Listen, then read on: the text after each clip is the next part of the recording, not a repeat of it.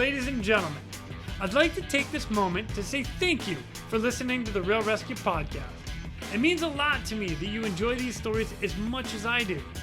Since the start of this podcast, we've had a lot of support from all over the world. It has been amazing. Now, we have companies joining our team that also want to say thank you for all that you are doing out there standing the watch. These companies are offering discounts on their products as a way to support the rescue community and those tuning into the Real ResQ podcast. Just go to therealresq.com, click on sponsors, and see these incredible offers for yourself. This episode of the Real ResQ podcast is brought to you by Breeze Eastern, the world's only dedicated helicopter hoist and winch provider.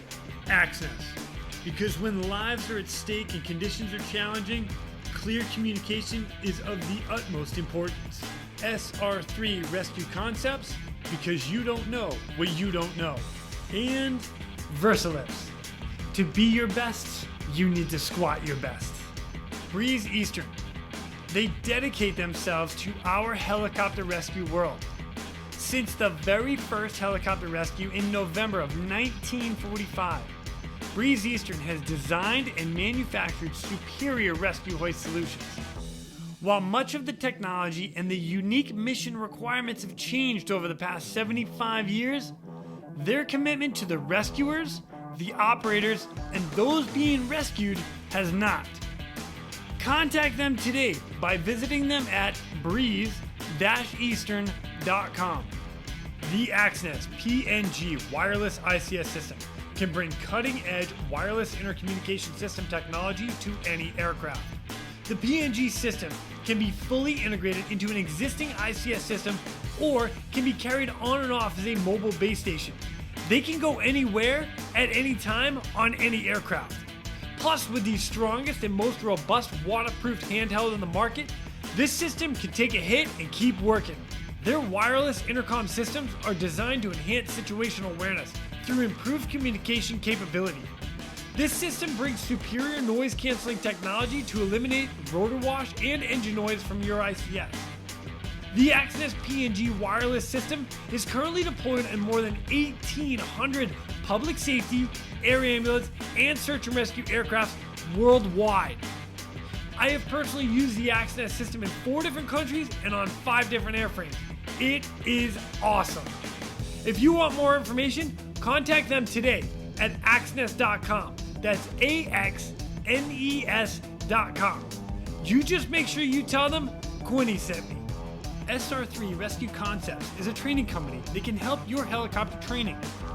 They train daytime, nighttime, aerial firefighting, hoist, long line, fast rope, rappel, and more. They can assist your program with standardization and safety checks or just an FAA annual refresher. With the certified flight instructor pilots and experienced crew, they are ready to help your agency keep up to date with current techniques, rules, regulations, and equipment. Plus, right now, SR3 is offering 10% off anything in their web store with the promo code, all capital letters, Real ResQ, REALRESQ. Plus, they are offering another 10% from their partners Petzl and their equipment. All you got to do is send an email to info@sr3rescueconcepts.com. Mention this podcast, the Real ResQ podcast, and they'll take care of the rest. And Versalifts. When you're at the gym working on your squats, building your leg strength for the next rescue mission, depth matters. If you're like me, getting below parallel on your squats is tough. Well, allow me to introduce Versalifts heel inserts. These gems have become one of my new favorite accessories in my gym bag. Simply place them into your regular training shoe, either on top or underneath the insole, and bam! You've got a heel lift benefit of a weightlifting shoe, but the comfort and flexibility of your regular trainers. So the next time your workout just has heavy squats, grab your V2 strength inserts. Or how about a run, pull up, push up, air squat, and another run? Grab your V2 endurance inserts. Or my own personal workout of running, clusters, and ring muscle ups. Grab your original V2 inserts and go crush it. Check them out today at vlifts.com or on Instagram at Versalist. And when you're ready to get a few pair of your own, make sure you get your 10% off with the Real ResQ discount code. Squat well, friends. In this podcast, we've listened to some amazing stories from members of the U.S. Coast Guard, from pilots to hoist operators to rescue swimmers. Well, coming up next, we've got stories from a health service technician. What's interesting and unique about this is that in her normal job in the clinic, she would leave there to go to the helicopter or the C-130 or both to do some crazy cool medevacs. And we get to hear them here. So please welcome our next guest, United States Coast Guard Health Service Technician, Mrs. Christine Cole. My name is Jason Quinn. I am United States Coast Guard Rescue Swimmer number 500. These are my rescues and rescues from those of us that put our lives on the line every day so others may live. This is the Real ResQ podcast.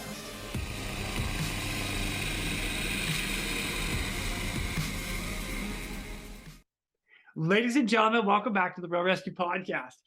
Today, I've got a prior U.S. Coast Guard Health Service Technician, HS, and she and I connected. Next thing you know, we're talking stories. Next thing you know, I'm like, I need you on the podcast. And she's like, okay.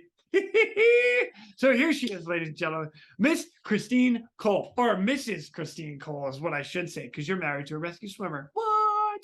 How are you? Thanks for coming on and being ready to share some stories with us. This is exciting. I'm excited. Yeah. Yeah. So you're actually up in Montana right now, aren't you? Yes, I am. And what are you doing in Montana? Well, I just had a baby 6 weeks ago.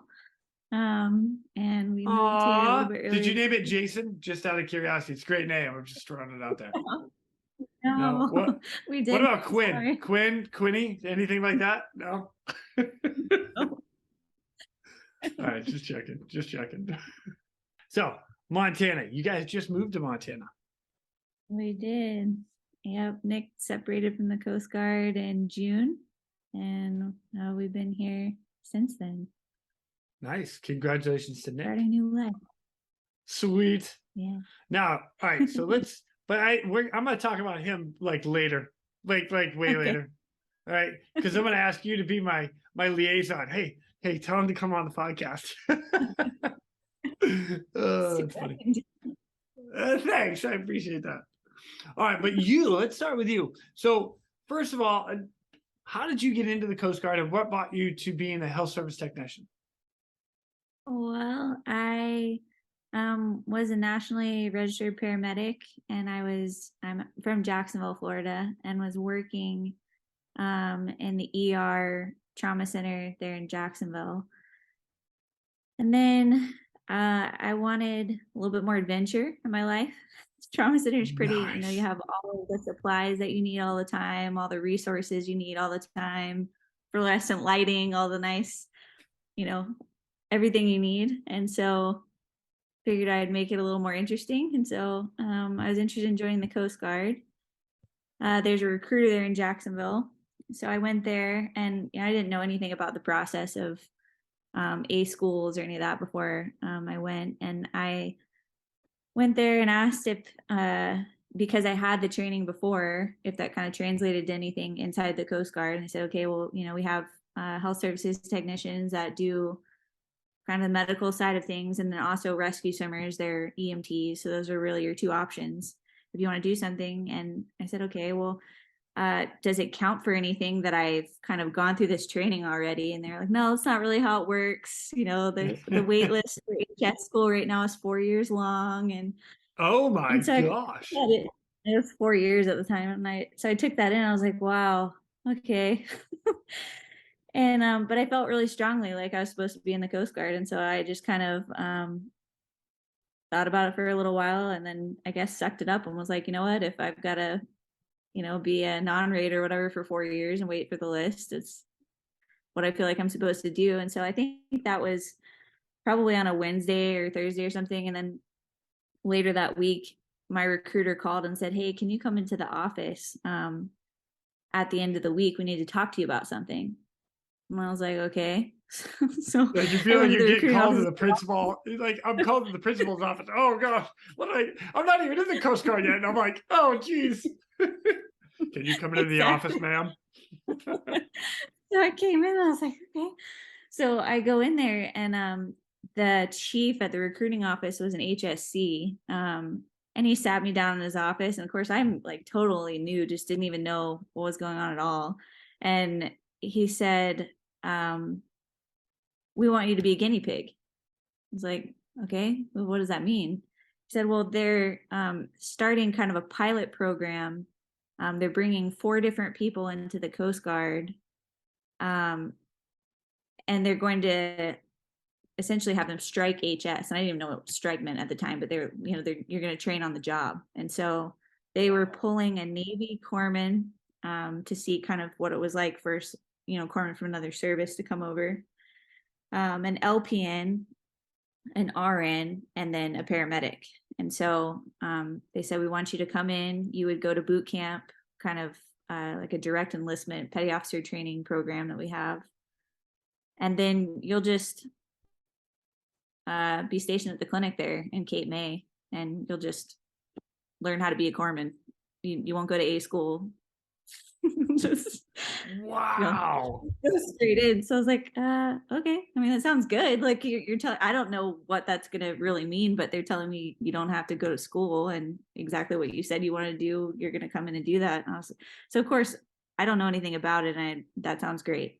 So, when I signed my, enlistment, all my paperwork and everything, it said that I was going to be stationed in Cape May for 4 years. So I went to boot camp in July of 2013, graduated from boot camp on a Friday, drove back to Florida, packed up my car, drove to New Jersey, and then started work at the clinic in Cape May on Monday, drawing my CC's blood. So she was looking at me, she's like, is this going to be payback? You're just going to miss a few times? Like, no, I won't do that to you. But I did have to go through and do like some qualifications and things like that. And so, I mean, there were challenges, and I don't, with any pilot program, there's hiccups and things like that. So it wasn't always the smoothest ride, but once I finished my training there, I begged to go to Alaska. That's really what happened. I told him, this is kind of the training that I have, and I feel like I would be a better asset somewhere else. They have a flight program up there, or I know that corpsmen have the ability to fly up there at least. Yeah. And that took some convincing. They put me in the physicals department, and so I worked on my own flight physical while I was working in physicals. Oh, So I got my awesome. physical done. And then conveniently, it was in record time too, faster than anyone else's medical flight physical done ever.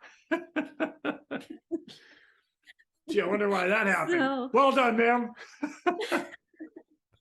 So I was trying to do everything I could. So I did my flight physical. I was like, okay, I have my flight physical. So that I'll be able to go up there and I'll be able to fly. Like I've already passed my, ACC physical. So we're good.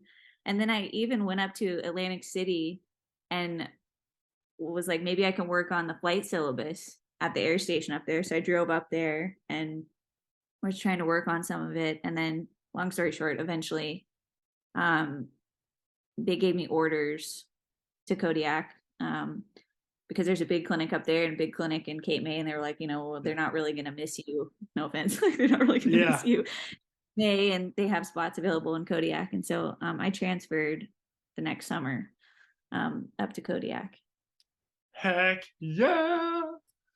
Wow. So I got a couple questions about just how did it translate from paramedic? Because I mean, I know paramedic, a lot of us that do like the first responder stuff, paramedic stuff.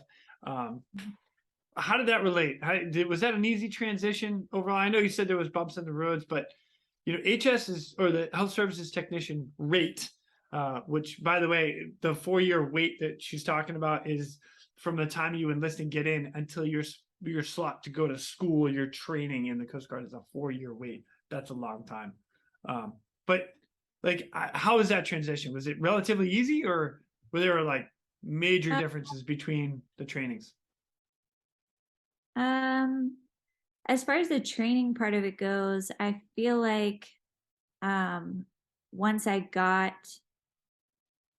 I guess, the books that you get, the qualifications that RPQs for when you're in A school, once I got those, I think I don't really want to go too in depth into it. I think it was a little rough making that connection between who was going to train me and how that was going to, because in A school you have instructors and you have Right. designated people that are going to teach you and everything. And I think because this program had never happened before, I think you have a bunch of people waiting on a list, or people that are already working at the clinic who waited a long time to go to school. And I think there was a little bit of a mismatch of who was going to train me and what my qualifications were coming in, and kind of a little bit of like, who is this girl? Yeah. So I ended I get actually kind of partnering with one of the doctors that was there, and then a couple of the second class corpsmen that were there took me under their wing, and I started kind of following them around and basically learned in that way. But I feel like training wise, I understood a lot. I think working in the ER before was helpful too. I think if I was only on the road, or then I wouldn't have some of the other aspects of bedside care and things like that. I think this is going to sound bad, but the first few times that patients came in, it was like, a lot of the stuff in Cape May is like the Cape May crud and colds and things like that. And I was like, well, go to Walgreens, but like, they can't go to Walgreens. You are the, you're the one that's caring for this. There's a lot of that, and a lot of musculoskeletal issues and things like that. So I had to kind of back up and learn some of those exams a little more in depth, and things like that. Because as a paramedic, it's pretty quick. You're doing assessments quickly, and you're like kind of piecing them together. And I mean, you do a good job, but it's not this. You don't have a patient sitting there calmly telling you, their life story. And then there's a lot of, in Cape May, a lot of emotional support that goes into that. The recruits would come into the clinic, and there's no yelling in the clinic. And, so a lot of them are going through a lot in training, and, they come in and they're telling you about something, and they might break down crying about something. So it was a great experience.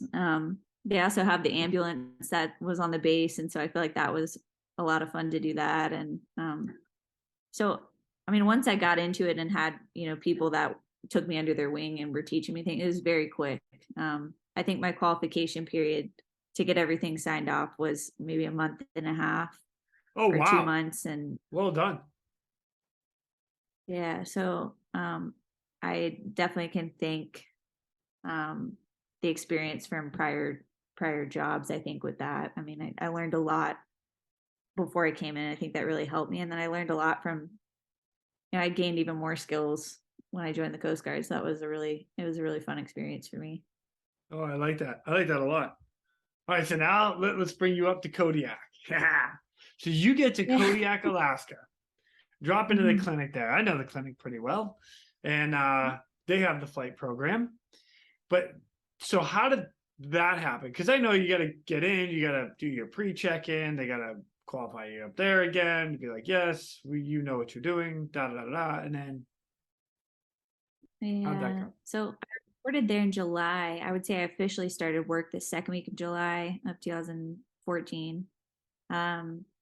And what was left of, they called it an AMS program, Aviation Mission Specialist. I don't know if they had that designation when you were in, but I think when I was there, they just call it a flight corpsman. Like, hey, call a flight corpsman or the flight That surgeon. is what they called us. The syllabus that they made us run through was an AMS syllabus, and corpsmen weren't the only ones that went through it. It was like a way to get, I think MEs could go through it if they needed to fly. Oh, nice. But it was like anybody who wasn't an aviation rate could do this syllabus, and then it would kind of train them up on the basics of how to fly and whatever airframe they were doing the syllabus for. So when I first got up there wasn't actually I didn't know what to expect. There wasn't a flight program that existed. There had been plenty of programs that existed in the past. There was a whole flight corpsman room. There were empty lockers. There were remnants of medical bags that were pieced together. There was nobody, no mentor, nobody to say, hey, I'm a flight corpsman. This is how you become a flight corpsman. Like, it was just so. So I get up there and obviously showed an interest in wanting to do that. And I fuzzy on the timelines at this point, but I know that I went on my first flight the first week of August, I think. So got there in July, and in August started going on training flights, started working on my syllabus, and that was what I wanted to do. I mean, I definitely 100% did my job in the clinic, but I 100% wanted to be in aviation. So I went hard on both of those things. And so I guess really that brings me to my first case is kind of not even before I was qualified. So I'm so excited, not even qualified. Hey, where's that girl, Christine? She's working on something, right? We need her. Go get her. See if she's ready. It's a little kind of how it went. I love it. Oh gosh. They had me working in the outpatient department, so I was still kind of breaking in and getting used to how things were run around there. And one morning we had a PA. She was a PA there, and she was an aviation physician assistant. So she had all of her flight gear, and she was about my size. And she and the clinic administrator walked down the hallway, and of course I had shown an interest in flying and everything. And they said, do you think this dry suit would fit you? I was like, you think so? All right, well, there's a case going on right now. So do you want to go on it?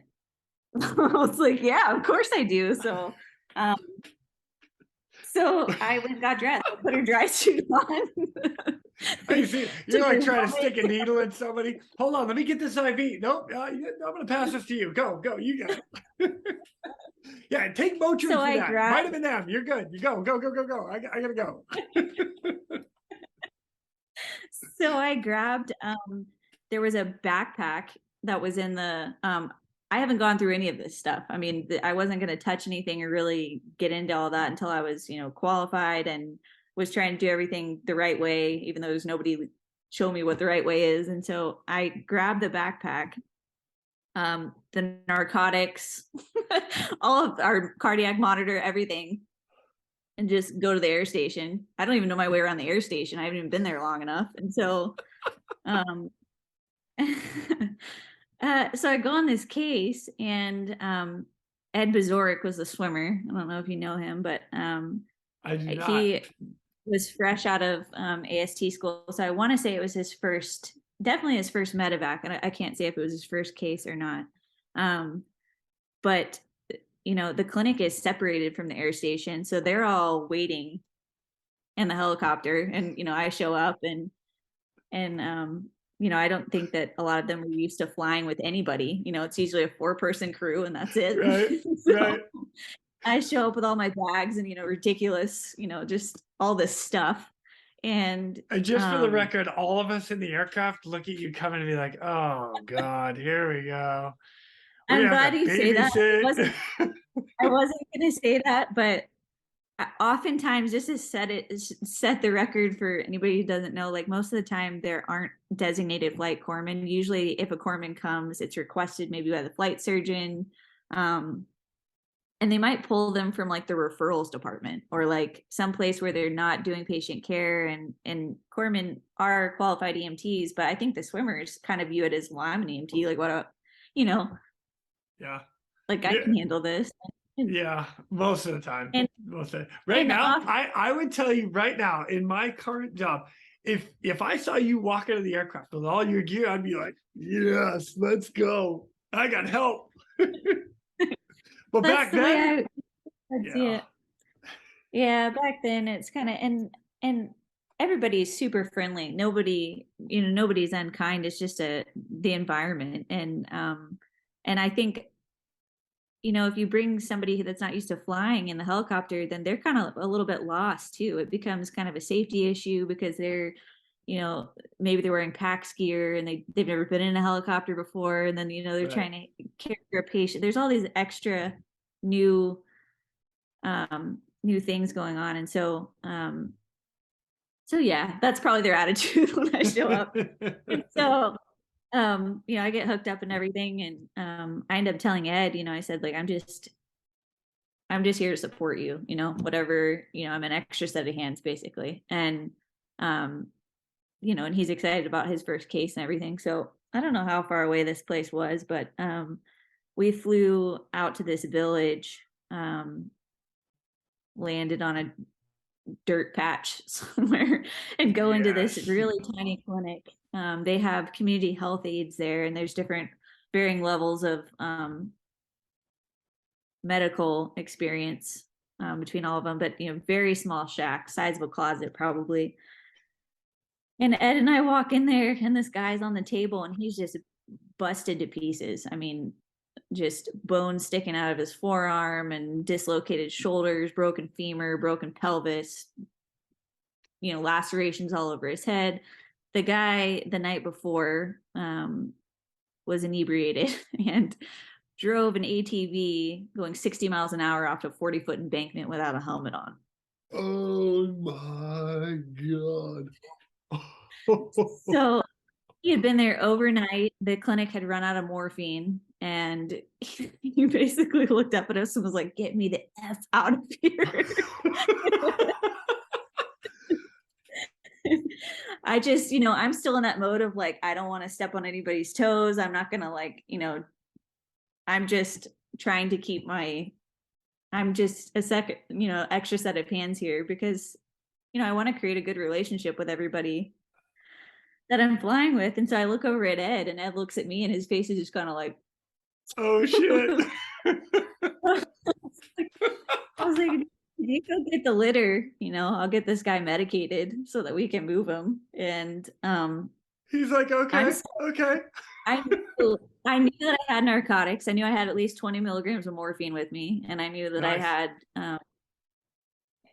I don't know what other medications I had in the back. I mean, I don't even know what I have. I don't even know what I'm wearing. I just feel like I knew I had the basics. And so I started going through my bags and everything, and I medicated him enough at least to put him into this van. And of course, everybody in Alaska is so nice. It's just small communities. And so we're trying to put him in the back of the van, and everyone's trying to be helpful. And so you end up almost like controlling the scene as well, because someone's trying to slam the tailgate and it's going to hit the litter, and you're like, no, just leave it open, we'll just sit here, we'll hold it. And so we do this whole thing, and this is all, I'm being as helpful as I've ever been in any job that I've had. And so I have to continue medicating the guy through the flight and everything. He's a big guy and he's in a lot of pain. And we land back in Kodiak, and of course I had the time of my life. I think it's like super fun. And we land, and the pilots and everybody, they get out, and after the patients, I get in the back of the ambulance and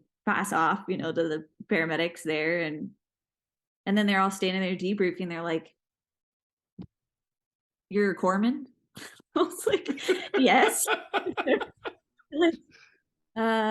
That's the most involved I've ever seen. I mean, just you could tell that they were like having trouble forming sentences. Like, how do you fit into this situation? And what are your qualifications and all this kind of stuff? And I was like, "Oh, I'm paramedic. I just joined. I just got here in Kodiak." And it was like, this is the beginning of what it is. So then, of course, it took a lot more time after that. But Ed goes back to the AST shop, and like, I don't know what he said, but this is what happened. And it was probably something along the lines of this. Bro, I just had the corpsman up there, Christine. If you don't know her, oh my God, take her on every medevac ever. You guys will not be disappointed. So, if the question is like, what did you learn? What would you have done better next time? That type of thing. Everything. I mean, at that point, after that flight, I mean, it went well, remarkably well, for not even wearing my own clothes. And not even knowing what gear I had. And so I went back to the clinic and I was like, all right, like I've got to get this bag under control. I've got to get my own gear and I've got to get qualified. And I need to go back over there and learn everything I can about this helicopter. And so that was the beginning of my journey of like learning, just totally thrown into it and figure it out. Good for you. Wow. That's hilarious. I love it. Well, all right. So you actually had a couple really good like involvement rescues while you were up there. And it just so happens I have some stuff that we can talk about. Because all right, so you said that in particular one, you got there in 2014, and your first rescue was, let's see, July, August, somewhere August, September. Is that what that first one? All right, so then this one, let's see, this is an article out of CNN. So congratulations, you went from just getting qualified to then November of 2014 making it into CNN News. Hilarious. I love it. So here's what the article says. It says, hunter airlifted from Alaskan island after bear attack. U.S. Coast Guard rescuers airlifted a hunter from a remote Alaskan island after he was mauled by a group of bears. The bear attacked a 65-year-old man and his hunting party who was carrying a deer that they had shot on Sally Island, the Coast Guard said in a statement. It said 5 bears took part of the attack Tuesday, describing their numbers as unusual. The alarm was raised by the master of the fishing vessel who had dropped the hunters off on the island and was waiting nearby for them to come back. He told the Coast Guard that the injured man needed immediate medical assistance. None of the other hunters were hurt. The fact that there were 5 bears was an abnormality, and this serves as a reminder that anything can happen and we need to be aware of all of our surroundings, said Lieutenant Joseph Schlozer, the operational unit watchstander for Coast Guard District 17. What the heck? You get called out all right, so first one, and then this is in November. Do you have any in between there, or is this like your second rescue? I want to say this is my second one, and I still wasn't qualified at this point because as you remember, you got to go to Dunker, you have to do sweat, CRM. So I hadn't been, I had run through the syllabus and done as much as had been offered, but I think at that point I was still waiting to go to Dunker, which was in Washington State. And so anyway, wasn't officially qualified still, but actually was a little more prepared than the first case that we had. But I was eating lunch in the clinic, and I still, because I wasn't qualified, didn't have an official pager from the air station that I was wearing at that point. And so somebody came by the desk and said, "Hey, this guy's getting mauled by a bear. Can you go?" So just left my lunch. I was like, all right. I might have had to pause on that one to say, "I'm sorry, what?" Dude's getting mauled by a bear. You want me to go? Like, let me know when the bear's done. When I said that our lifestyle has changed drastically in the last 6 months, I really mean it. It's slowed down a lot. So, I was like, yeah, I'll go. So got on my step again and went over there. I don't recall everybody that was on the flight. I believe the aircraft commander was Mr. Filipowicz. And the swimmer was Dave Burns. And I don't want to mess up the intricate details of this. I know there were 5 bears total, but of course, as you tell the story, there were 10 bears dead on the ground, and so like, no, there's only 5. According to CNN, there's only 5, and we're gonna trust that news. Sarcasm. Insert. There were Sorry. definitely 5 to start, and from my recollection, when we got on scene, 3 of them were dead. 3 of the bears had been shot. Oh wow! Yes. So I don't remember how many were in the group. I want to say there were 6 hunters in the group and 5 bears. And when we arrived on scene, 3 of the bears were shot, and 2 of them must have taken off after that point. But I believe this one was on Sally Island. The hunter's been dropped off there. I don't know if it was by plane or boat, but dropped off for a remote hunting trip, and they were dragging a deer out from wherever they were hunting, and I guess the bears caught wind of it, and they attacked one of the guys. I think he was in his 70s, and yeah, we flew around for a while, figured out where they were going to drop Dave. He packaged the patient, brought him up in the helicopter.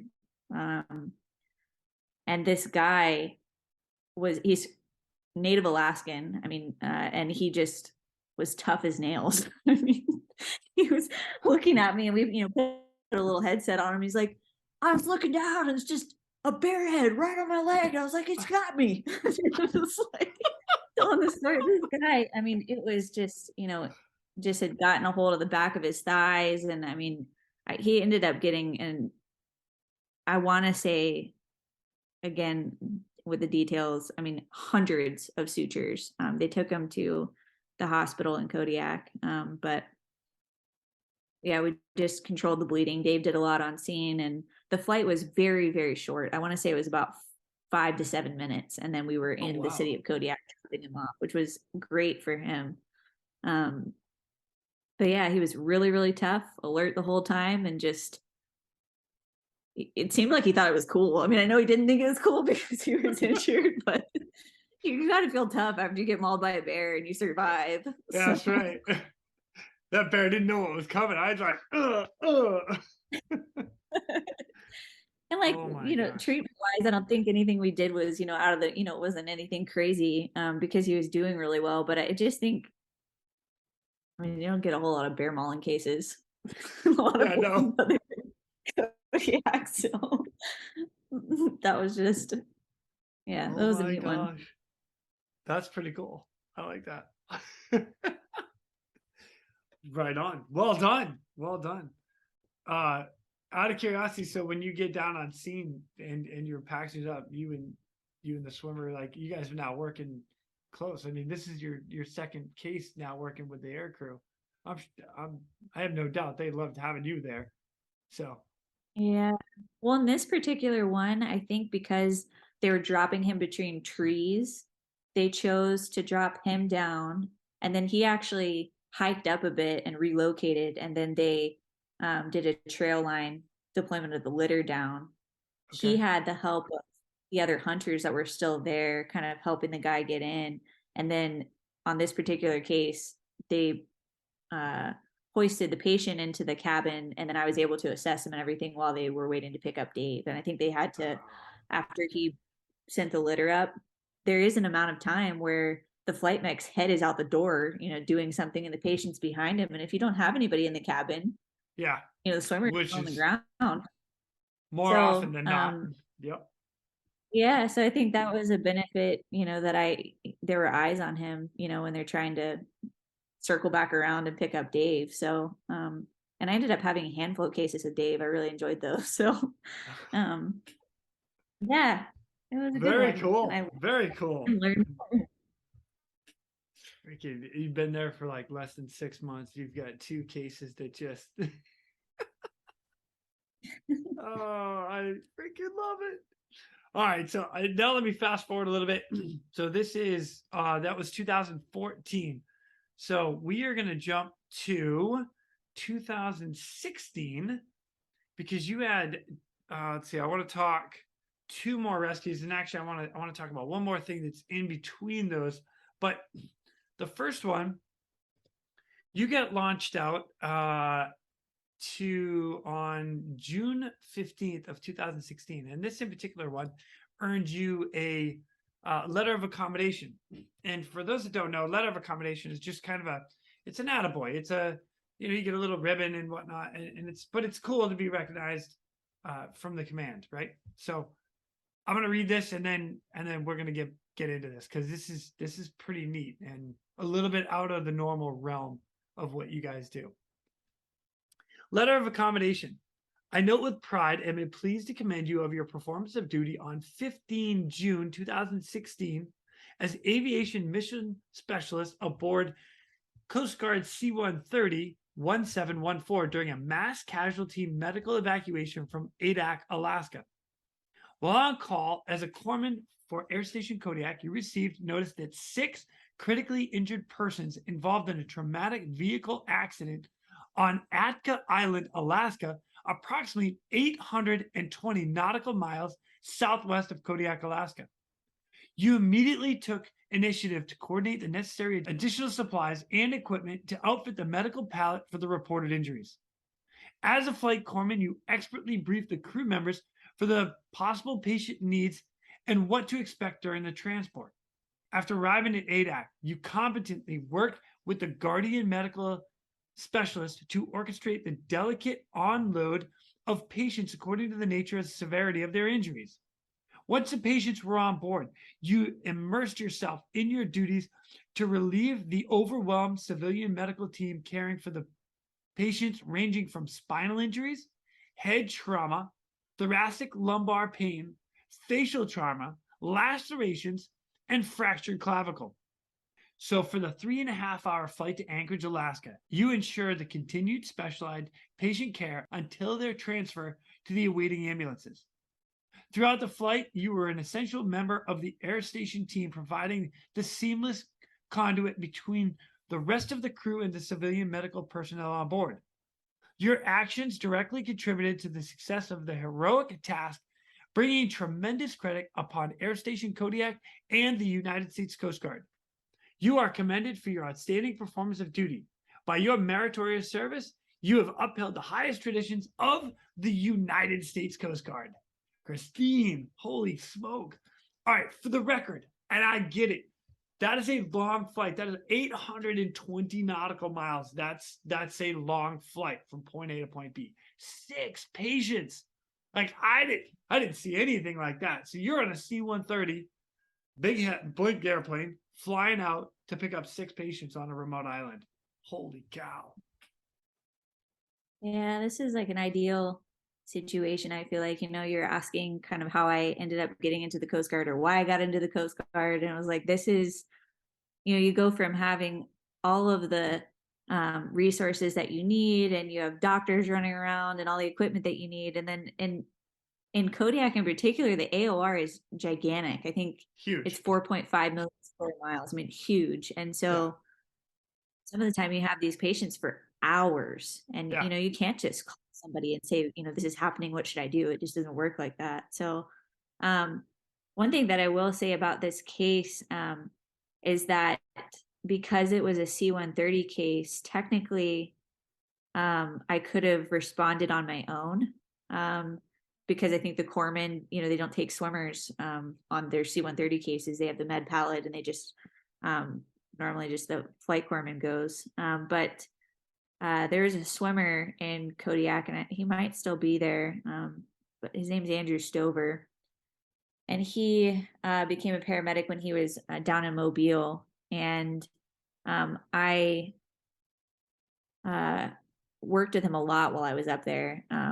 We ended up, I made an identical bag for him, basically, so that he could use his paramedic skills, and sorted out a locker and got him meds, and he had access to our bigger cardiac monitor instead of the one that's normally on the helicopters. And so anyway, when I got called out for this case because there were so many patients, and you never know, they say it's going to be this or that, and you might have these resources, and then you show up and nobody's there, or, right? Whatever. Like, I'm not too proud to ask for all the help, like extra hands, and it was often times that I would bring other corpsmen with me too, sometimes, even if they weren't qualified, just say, hey, like, it'd be nice to have you there. And so for this case, I called Andrew, and he was not on duty, and I don't think he was backup either, which you've had people on your podcast before that have been stationed up in Kodiak. And when there are cases, the number of assets they have to call out, like you might have a ready swimmer, but then you have a P2 swimmer, and then, you might end up ferrying 2 planes and needing 2 extra crews to, so like you might be 4 swimmers deep into the list, for just one piece. So basically, like, I called him, I was like, hey, can you come on this case? And so of course he's got to call, the shop supervisor and senior chief, and see if he can even go on the case, or if they're going to need him if something happens. So anyway, he ended up being able to go, and that was really helpful. We went out there, and Guardian was able to transport, basically during our flight out to ADAC, they were transporting patients from ADCA to ADAC. But Wow. obviously they can't transport. I think there were 10 people involved in the accident altogether. One of them died. Oh. And so they were able to transport 2 patients at a time. I think they had King Airs. And so they had 2 planes out there already. They were able to take 4 of them or 3 of them. And then we took over and transported the remaining 6. And so we had to bring extra gurneys and kind of outfit the back of the C-130 with a bunch of gurneys that are strapped in, and extra bottles of oxygen, and extra supplies on the med pallet. And I feel like that's another thing, doing all the math for, if you have a patient for 6 hours or 8 hours, how much oxygen are you going to run through, and how many, and there's a lot that goes into all of it. So we got everything we needed and went out there, and just immediately everybody's working together really well. I mean, anytime we had to transfer patients with LifeMed and Guardian are the 2 civilian air medical transport companies up there, but we worked with them, and I believe one of their nurses came with us. One of their flight nurses came with us, and so the 3 of us managed the 6 patients. Holy smokes.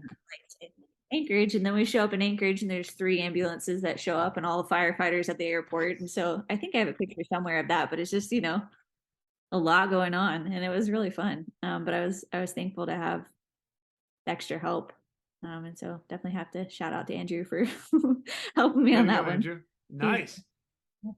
What I don't think we actually talk about that enough here is what you have to do in order to plan that like critical patients. You literally have to plan 6 patients for, let's call it, I know it says 3.5 hours of flight time, but you need more than that. You need 4 and 5 hours, because there's ground time.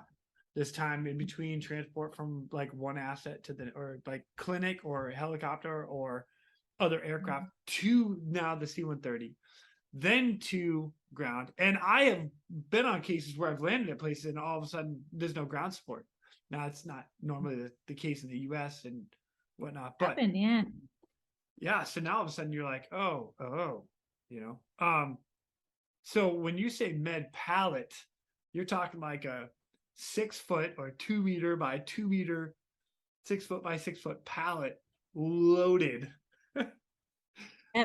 And that's another thing. So when I showed up, like I said, there wasn't really much of any. I mean, there's the med pallet there, and old medications expired. You could tell that somebody, I will not say that I was the first and only flight corpsman to ever be in Kodiak. There were clearly, at times 7 flight corpsmen that they have qualified at a time, and it was a like robust program. And then, maybe it would dwindle. But when I got there, there's nobody to really, so I went over there to check out the med pallet at one point. And so that was part of my responsibility too, is to keep that, stocked. I made the list. Whatever I felt like was supposed to be on the med pallet, that's what was on the med pallet. And, he touched everything on there and locked it up and went and checked it and kept it in. So I think that was really helpful, that once I did get qualified, I knew everything that was in my bag, learned extra things I wanted to keep in my dry suit pockets, and like what I wanted on the med pallet. And so I think, it's a huge med pallet that they roll on there, knowing that they have a medevac, and then we just brought extra supplies. All right, so on the med pallet, how much supply do you have? One patient, 2 patients? Because there's a limit of what exact amount of stuff that goes on that. Definitely not enough for 6 patients. I would say that's what I'm saying. Yeah, I'd say maybe 2 max. So, I mean, there's definitely, bringing extra IV fluids and making sure we had, IV catheters and tubing. And so I made sure we had enough of everything that we were taking with us. But that was the most mind-blowing. I mean, it could give you goosebumps how much the Coast Guard, that's something that I will always miss. I mean, the Coast Guard has so many people involved. There could be one person that's out on some island, the Aleutian Islands or something, some one person that's in need of rescue. And if they could see how many people were involved communication wise, prepping, number of assets, number of people that they have going in. I mean, sometimes the only plane they had available to send down the chain needed maintenance, they're coming up on its, maintenance hours or whatever. So then they have to send a maintenance crew on the C-130 with all of their, like just everything involved by the time you get back is just incredible. And so, yeah, I mean, the amount of planning that goes into something like that and the number of people that are involved in something like that, even if it's just one person, it just goes to show you, wow, like, yep, the Coast Guard, they care enough to get out there and no matter what to get you. So that was something definitely worth being a part of. Yeah. Super cool. Very cool. Yeah. So well done to you and Andrew for that one. Holy smoke. 6 patients flying 3.5 hours on a C-130 to Anchorage, Alaska. Jeez. Well done. Well done. This is going to bring me to my next little, it's a little more than an attaboy, in my opinion, for this one. So in aviation, Coast Guard aviation anyway, the guys up in Alaska will honor and get an award twice a year to enlisted members. So the pilot wardroom, they collectively get together and it's like, man, we want to recognize one of our enlisted members for doing a great job. And this is all picked by the pilots. It's known as a Perchard Award. And again, they only do it twice a year. Conveniently enough, you earned it. And I was like, wow. And this is pretty cool because not only is this your peers as far as your age group, but it's all the officers and all the pilots that come together and talk about everybody on the hangar deck.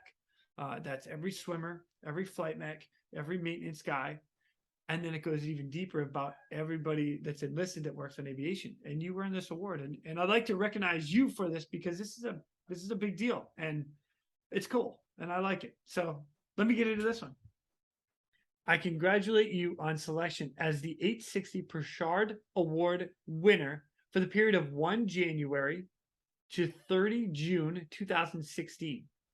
You have been chosen by Air Station Kodiak 860 Pilot Corps for your outstanding dedication, willingness to serve, and desire to learn. You are recognized by the wardroom as having consistently performed above what is expected of your pay grade and position. You've excelled as an aviation mission specialist corpsman, a qualification not required by your current billet. You demonstrated exceptional perseverance in pursuit of the AMS qualification by devoting significant personal time after hours to complete the demanding syllabus. As the only qualified AMS corpsman for a lengthy period of time, you timelessly stood back-to-back duties, only taking time off to comply with the minimum commandant requirement, that's all the manuals, crew utilization limits. Your medical expertise and assistance were often requested by the flight surgeon and aviation survival technician for 860 as well as C-130 medevac missions, and you have proven yourself as a vital contributor to the operational success of Air Station Kodiak. You have flown on numerous noteworthy cases and have a growing list of survivors who owe their lives to your ability to compassionately provide critical in-flight care. Your motivation and positive attitude are inspirational, and your high level of professional knowledge and expertise sets an excellent example for all to follow and is keeping with the highest traditions of the United States Coast Guard. That is awesome. Christine, well done. Like a true honor to be recognized by the entire wardroom. All the pilots in Kodiak said, you earned that. That's freaking awesome. Thank you. Yeah, I think that was by far the most meaningful. I don't exactly know what year that award was given, but I told you before that when I transferred to Kodiak, obviously 100% took care of all my clinic responsibilities. But when it came to the aviation stuff, I mean, as soon as I was finished with my duties at the clinic and standing duty over there, I was over at the air station working on my syllabus. And basically what I did, there's so many pilots, and I mean, that's a huge air station. So many pilots and so many swimmers. I think there were 22 swimmers in the shop at that point, or 25 or something like that. And so basically I said, they said, well, we don't know when you're going to be on duty. We don't know when you're there. Sometimes in the past we've called and there is no corpsman. And, it said, I will be there. I will be there. So I have a pager. I have a personal cell phone. I said, you call me, I will be here. And they said, well, if you're not here, we have to take off without you. I said, don't worry about it. I will be there. So every single day, I don't know, that was my only air station where I flew, but they have their own weather system in Alaska. So every day at 8 a.m. and 4 p.m., they would do a weather brief. And so every day at 4 p.m., I went to the weather brief. So I knew the oncoming crew, and they saw my face and knew what the weather conditions were. And I let them know, this is my pager, this is my phone number, until I think every pilot and every swimmer had, the numbers to call, and made sure in the opsin, like AMS on duty, had my name, had my phone number. I mean, just plastered, just call me, I'm coming. And I think the clinic, there were no other, there were corpsmen that were trying to go through their flight physical process. And it's remarkable how many people don't pass flight physicals. I mean, it's really difficult to pass a flight for a lot of people. So, people kept trying, and their flight physicals didn't go through for one reason or another. And so I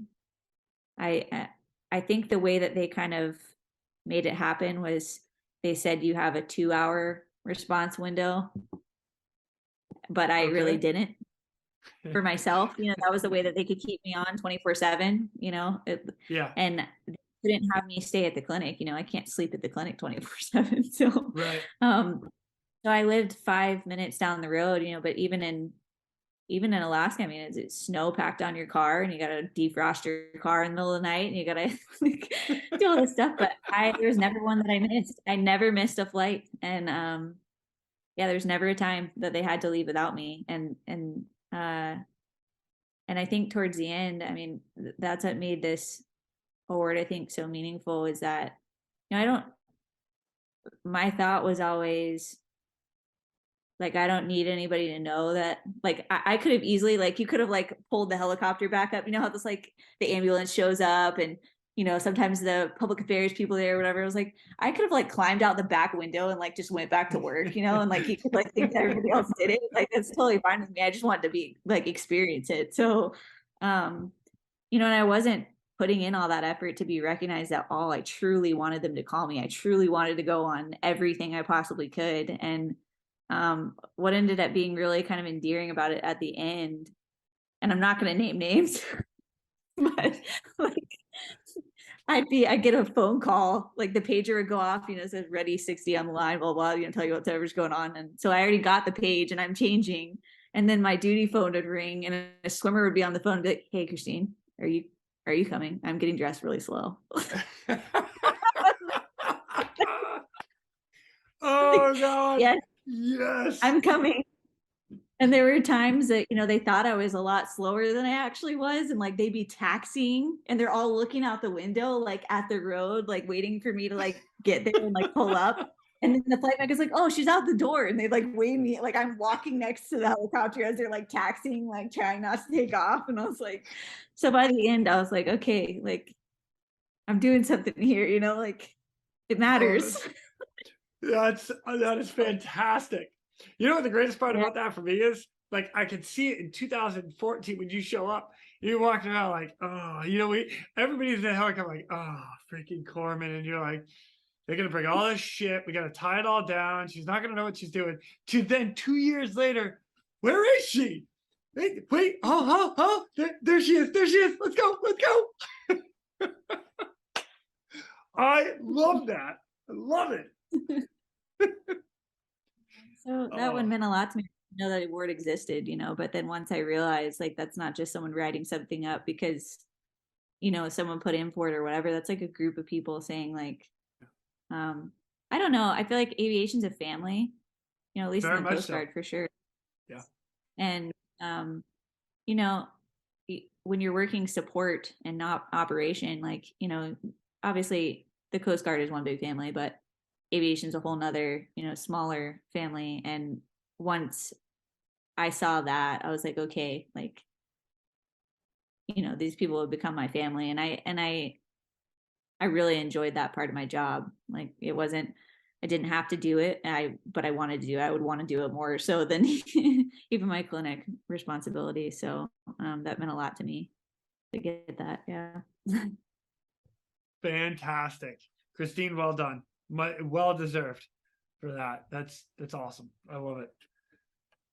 That brings me to one more rescue that we're going to go over because this happened just after that. So, the wardroom has recognized you for just like going above and beyond. Again, mad props to you for that one. And you get into a rescue or a call out, which earns you, we get there, a Coast Guard Commendation Medal. And before I read this, I'm actually going to go into an article that is about this because the pilot on the rescue, and this is written up in the Maritime Executive, so Lieutenant Johansson receives honors for daring rescue. I'm going to read a little bit of this and then we'll get into your award. But it's a story that sounds as if it was pulled right out of the movies. High winds, rough seas, rescue helicopter low on fuel, and crew determined to save a life. But the danger was real for Kodiak, Alaska-based Coast Guard H-60 Jayhawk helicopter crew on a mission to save the life of a cargo ship crewman. The crew is on board the Tianjin Pioneer, a 600-foot vessel, 92 miles north of Kodiak, Alaska, and had sustained life-threatening injuries while working in heavy seas. The duty flight surgeon recommended a Medivac to bring the man to a higher level of care as soon as possible. Quote, just answering my phone is the reason I was involved in that rescue, said Lieutenant Paul Johansson, the helicopter pilot. It was the day after Thanksgiving. I was at a movie theater with my family and got word from work saying that there was a case brewing near Kodiak and asked if I could come in. I said, sure. That's what anybody does that gets the call. So fast forward, Johansson and his crew, co-pilot Lieutenant Matt Kuiper, flight mechanic, Petty Officer Second Class James Reiser, rescue swimmer, Petty Officer Second Class John Kiersky, and flight medic, Petty Officer Third Class Christine Parnham. So that the article continues on, but now we come back and let me get to your award. So here's what you earned out of this. Citation to accompany the award of the Coast Guard Commendation Medal to Christine O. Parnham, Health Services Technician, 3rd Class, United States Coast Guard. Pastor Parnham is cited for outstanding achievement while serving as aviation mission specialist aboard Coast Guard Helicopter 6037 on 25 and 26 November 2016. Recalled to conduct a medical evacuation from the marine vessel Tianjin Pioneer near Kodiak, Alaska, over 1,000 miles west of Kodiak. Petty Officer Parnham boarded a C-130 to Cold Bay. She then launched on the Coast Guard helicopter in zero visibility, 70-knot winds, and turbulence proceeding to Dutch Harbor for fuel before continuing to Kodiak. Advised winds and turbulence forced a second fuel stop in Kodiak, further lengthening the grueling flight to the stricken vessel. Continuing on scene in heavy snow, low visibility, and with no cover asset, she assisted the crew in successfully hoisting the injured mariner and immediately administered life-saving care in the dark and violently pitching aircraft cabin. Battling air sickness while she tended the patient, she then transferred the survivor to an awaiting C-130 who had embarked a second heart attack patient from Kodiak. She now split her attention between cardiac patient and the survivor, continuing to provide critical medical care for the duration of a 4-hour transport to Anchorage, Alaska. Her actions, skills were instrumental in the rescue of 2 lives. Pastor Parnham's dedication, judgment, and devotion to duty are most heartily condemned in keeping with the highest traditions of the United States Coast Guard. Christine, that is sick. Oh my gosh. So, little side note right there. What people don't quite understand is when you take Alaska and you put it down over the lower 48 of the US, it's the square mile is bigger than the lower 48. So you're almost flying from almost from East Coast to West Coast. Maybe not quite that far, but you're on Central Time going all the way to Pacific Time to pick up a patient and then turning around and flying back to Central Time. All right, that's the perspective. Okay. And I've been on both sides of this out there, is sometimes you're the 860 crew that flies the helicopter from Kodiak Island to point B, wherever point B might be. Nick. Oh yeah, that was Nick. That's hilarious. So once you guys, like, as the ferry flight crew, that would be the guys flying from Kodiak.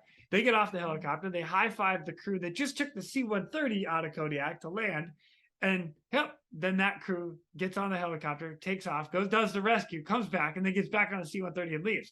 Where the guys like us that do the ferry flight, we're like, oh, we're just delivering a helicopter. 1,000 miles to get to the rescue. Oh my gosh. All right. Well, Go first ahead, of all, girl.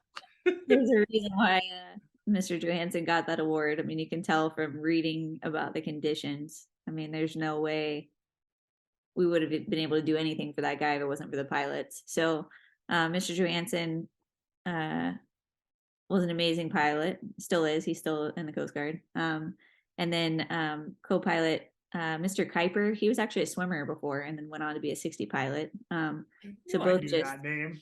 Incredible pilots. And I saw recently that he retired, but yeah, so yeah, and then I think on that case, and they'd have to correct me if I'm wrong, but I'm pretty sure that the helicopter was due for maintenance when it got back to Cold Bay.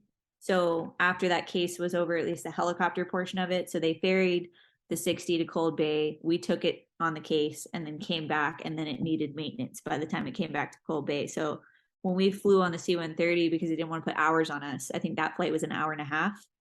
We flew from Kodiak to Cold Bay on the C-130 with the maintenance crew that would need to take care of the helicopter once it got back. So this is just to give the scale of how many people are involved in all this. But yeah, we got on the 60 in Cold Bay, and to give kind of like a backstory, I believe this was a Friday evening. So I don't know if you ever felt this way or still feel this way because you're working in this environment, but when I had a pager, I never made plans, because the second I made a plan was like, I'm going to go do this or I'm going to go do that, the pager would go off. So this whole week, Friday evening, I think. So I think Monday, I had a medevac Monday into Tuesday. So I was overnight Monday into Tuesday, went back to clinic work because we had different kind of standards. There was a little disconnect there. So Monday into Tuesday, went back to clinic work. Wednesday afternoon, I got another case. It wasn't overnight, but still all day long flying on another case on Wednesday. By Thursday, I think I might have been run down or something, had some kind of stomach bug or whatever, was sick. Wasn't feeling great, nauseous already before we took off. And so then that one, it took a little while for us to get off the ground because of the weather. Even though they fly out on a lot of things, they were trying to manage all of that. And so we had some time in the ops and planning everything. And they knew that I wasn't feeling great, but I was like, okay, like I can do this. Like, I'm not going to put anybody in danger, it's going to be fine. And so then we went on the C-130, hour and a half to Cold Bay, get on the 60. That flight to ADAC, zero visibility, 80 knot winds. Oh my gosh. Like flying sideways at some points. But regardless, I mean, I never worried about anything. I mean, those pilots are amazing. So there was never a time that any of us, even them, I mean, they feel confident, like not overly confident. They're not going to put us in danger, but they felt like they could do it. And that's the amazing part of the Coast Guard. I mean, nobody else is going to go out there and do that. I mean, everyone else is grounded. Yeah, totally. Legally, by the way, by FAA standards, they're grounded. Yeah. Like the FAA will come in and say no. Yes. So I think we didn't even leave Kodiak until it was 9 p.m. I mean, it's definitely, the whole thing is happening pitch black darkness. So I want to say, and I'm pretty sure the article says this, we stopped in Dutch Harbor for fuel, I mean, with 80 knot headwinds. I mean, it was just taking forever to get out there. So Dutch Harbor, and then refueled again in Adak when we got there. And then I want to say that the vessel was 200 or 250 miles offshore Adak. And so by the time we landed in Adak, we were at 8 hours. So we were at our max flight time. And so the pilots had to call the CO and get a waiver to take off again, to go get the guy. So we took off after we refueled in Adak, and then went out there to the vessel. And John Kresge was the swimmer.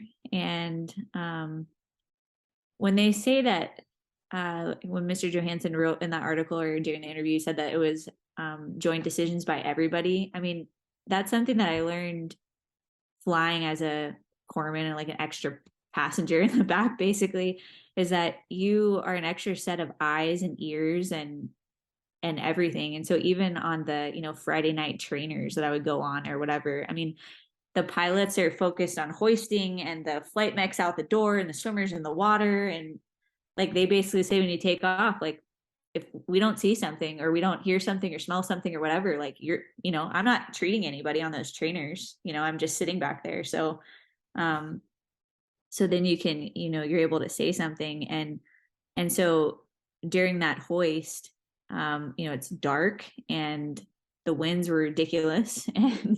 And, John's down on the boat. And from what I remember, I mean, there's water just washing over the deck and, it's slippery. And he's trying, I believe they did a trail line deployment with the litter. And so he was trying to get the litter back up in the helicopter. And there's, the tail rotor is coming close to a portion of the vessel. And so I was watching the tail rotor, and the flight mech is focusing on hoisting John. And one of the pilots can't see the vessel on the other side where the tail rotor is, and the other pilot is hoisting and listening to the flight mech conning and stuff. And it sounds dangerous, sounds like but it was all very controlled. And thankfully John didn't slip off the deck in the water. Like, the patient got into the helicopter. And then when they got back to Adak,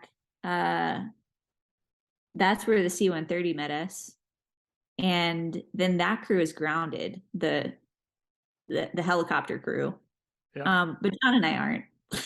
So, of course not. You got a patient to take care of. So we get on the C-130 and there's a man sitting in one of the chairs in the back on the med pallet. Who's this guy? And some man had an MI while he's, there's not that many people in Adak, and we just happen to be in town, so we now take on this second patient that's having a heart attack along with our other survivor. I believe the other guy had a broken femur. And he actually, I think the patient that was having an MI ended up taking more of my attention than the original patient that we had. Ended up having to give him morphine, nitro, and like monitoring him. It's like, oh my gosh.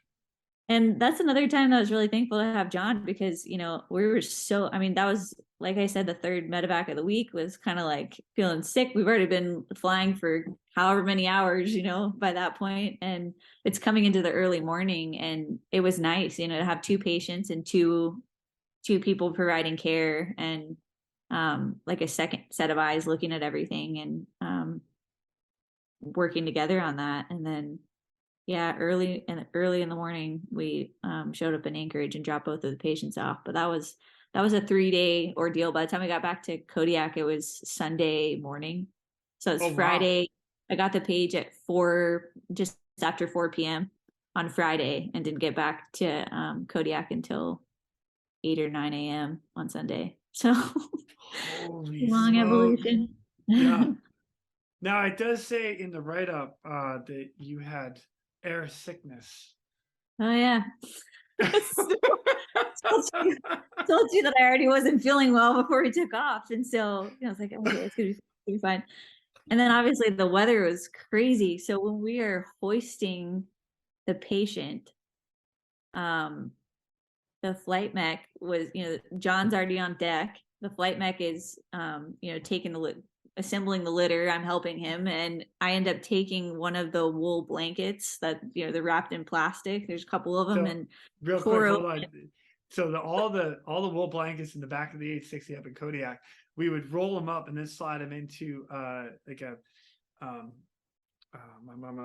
losing my mind. It's plastic bag, but it's vacuum sealed. So this vacuum sealed bag to like save space and suck it in and down. But it's probably I don't know, like 1.5 feet by 6 inches or so, and stuffed in there, sucked down, and that's sitting in the aircraft. Okay, so now everybody knows what we're dealing with. Yeah.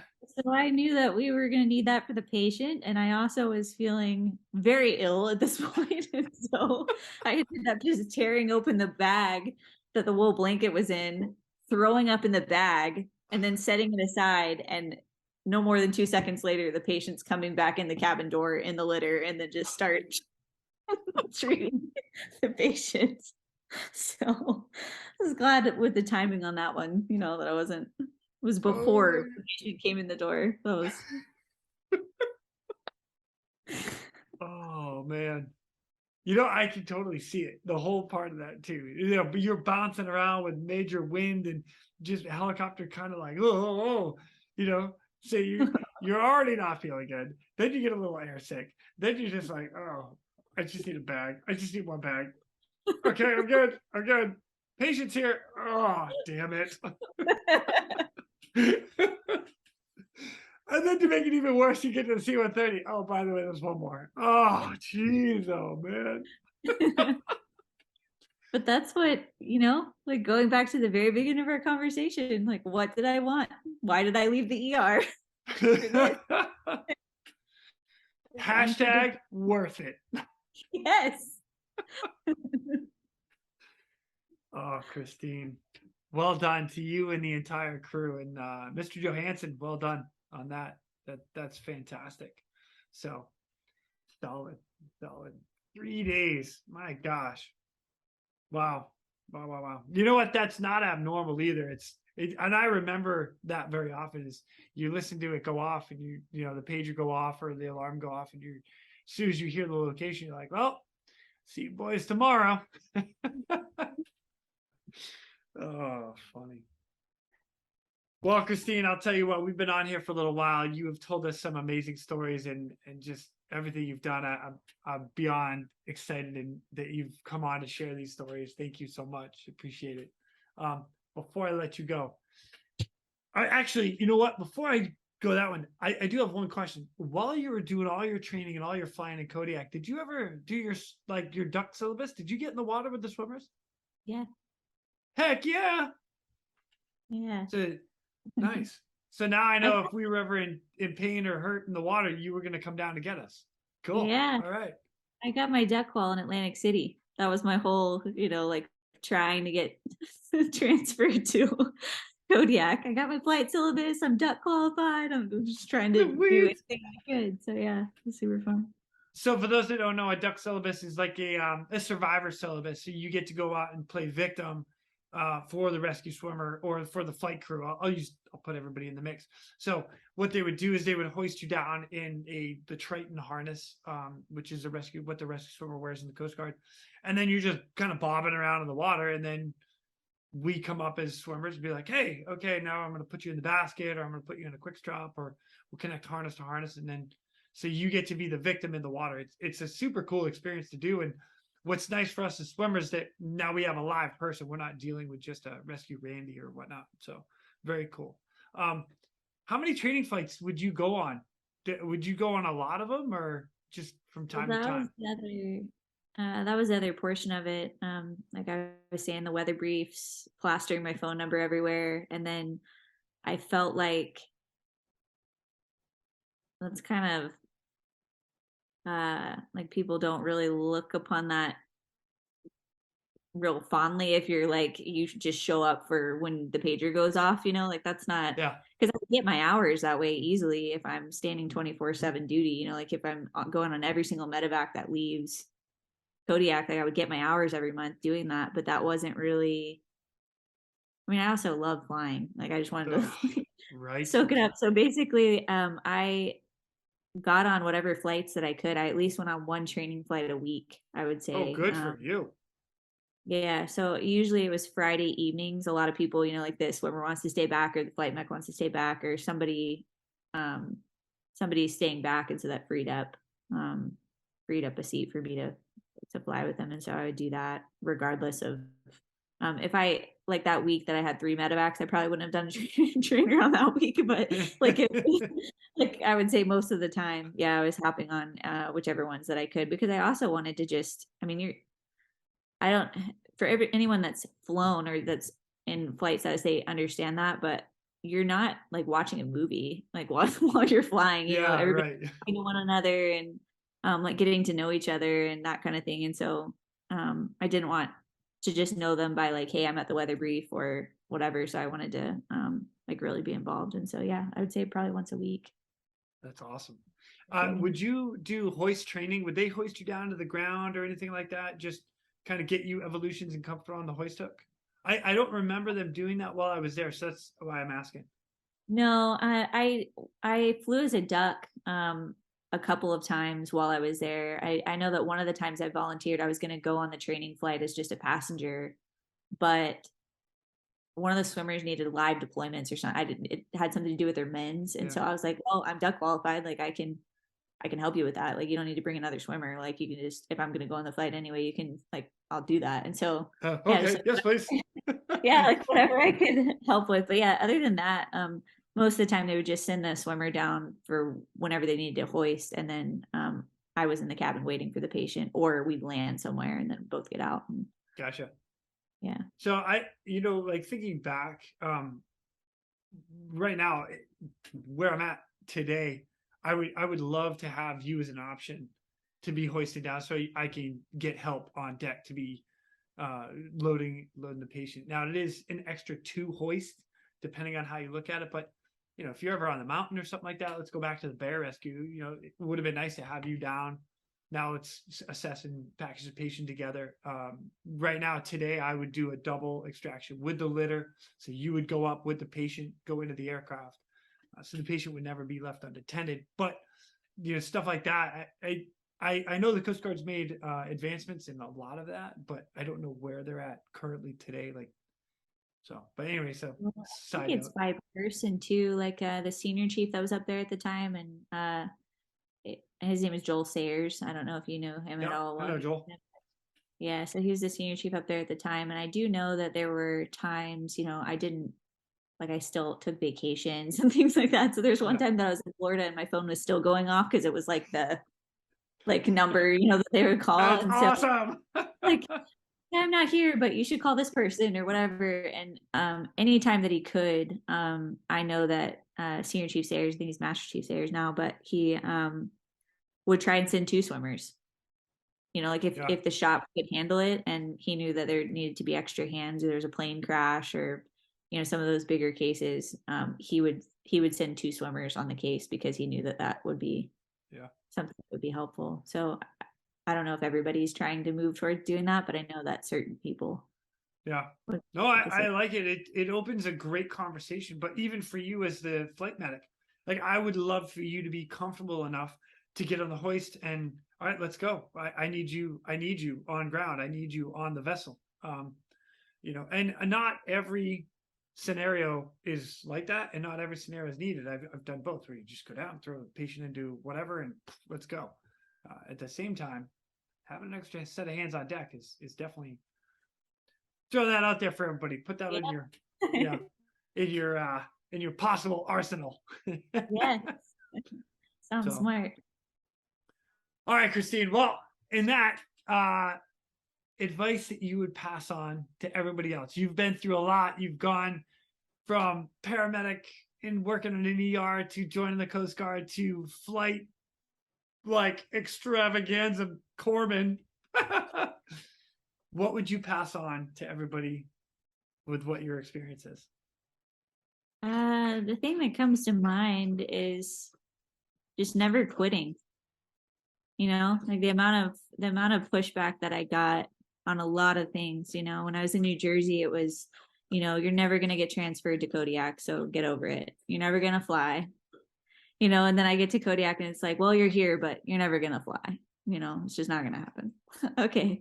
And then, you know, even outside of the Coast Guard after that, I got a civilian job after the Coast Guard, and it was kind of, you know, it's competitive to do that too. And I went and sat for my flight paramedic certification and made myself, you know, it's like just, and even now, you know, I'm at home now and like staying home as a mom right now, but you know, like went back to school and I'm going to take the MCAT and I'm going to move forward and go to medical. It's like just never stopping. Like, and I think along with that, you know, there's like conventional paths to doing things. Like, you know, I guess a conventional path for the Coast Guard could be like, I went to high school and then I went to a recruiting office and then I joined the Coast Guard and then I, you know, and then I did 2 years, and it's just very, you know, just a natural progression. And I wouldn't say any part of my life has looked like that. And that's okay. And, like no matter how long it takes, that's the only thing that comes to mind is just like never quitting, like just keep going. And then eventually you'll look around, and I mean, there were times when I was in Kodiak where I just stood there and, you know, like the snow's blowing and you're just like how'd I get here? Like, this is awesome, you know? And I think that's just from, just never quitting, never giving up. And that can be applied to anything. I think any job and anything you're doing. Beautiful. Awesome. Christine, I cannot thank you enough for coming on today and sharing all of the stories, the advice, and everything. This has been an absolute pleasure. So thank you so much. It's been really fun. Thank you for having me. Absolutely. And the next time I get to Montana, and you know I'm calling you because, you know, we got to get together. And then you're going to be the liaison to your husband to get him on here so I can do a back-to-back, or we can have a wife and husband storytelling time. That would be fun. Love it. In that case, I'll see you soon. And again, thank you so much. I appreciate it. Thank and you. with that, ladies and gentlemen, we are out of here. Go. Thank you for tuning in. We hope you enjoyed this episode of the Real ResQ podcast. Please take a minute to like, subscribe, and hit that share button. I'm pulling chocks and taking off. But before I go, if anyone out there has a rescue story they would be willing to share, I would be humbled and honored to have you on as a guest. Or if you have any questions about rescue or anything else we talk about here, send an email to jason@therealresq.com. That's Jason at TheRealResq.com.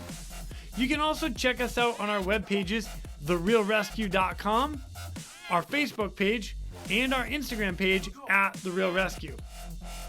Again, a special thank you to all of you staying on the watch today. Always remember, when that SAR alarm goes off, those in distress are praying for a miracle. They are going to get you.